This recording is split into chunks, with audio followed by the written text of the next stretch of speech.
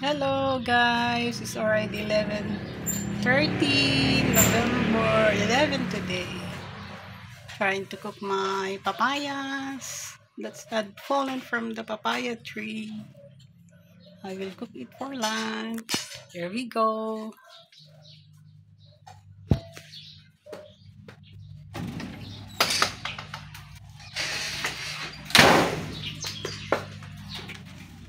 Here are my papaya.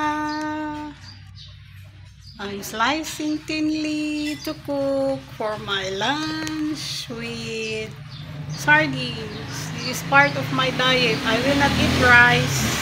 I will just have this sardines. I'm here at the front side of my house, preparing it here because it's cooler here.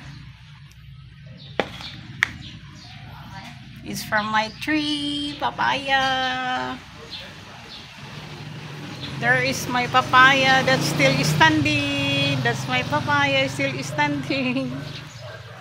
I'm happy it's still there. So I'm cooking those that had fallen. I will start slicing them.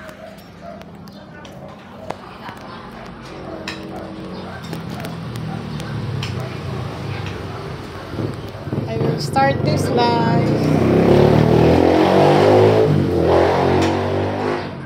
I will start to slice my papaya so I can cook it. I will cook it for lunch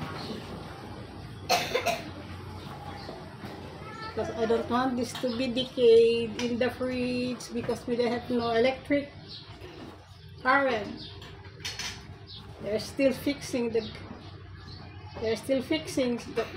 electric current. So I have to cook it all, not to be rotten. Thank you for watching, guys. It's November 11 today. It's 11:30 in the morning. Thank you, guys.